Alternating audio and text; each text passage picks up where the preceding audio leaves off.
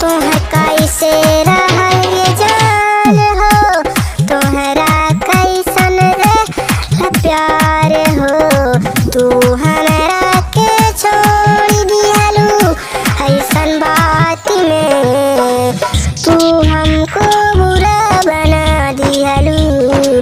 तोहरा प्यार में का रहल, तू हमको छोड़ के गइलू कौन यार संत कैलू। तोहरे के नाम हे तोहर प्यार कवन रहे, आज हम कैसे तोहरा बिना जी। तोहरा नाम के बिना तू हमरा के छोड़ के गइलू। हम सांस सनम जी मर जाते हैं, तुमको क्या कहूँगा।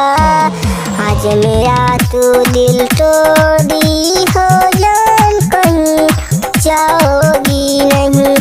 आज ये बातें क्या है तुझको रुला देंगे, हमको तुम रुलाओगी तुम खुद रोगी।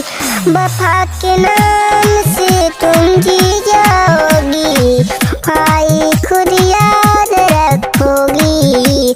बात मेरी सुन ले, बात मेरी तू सुन ले।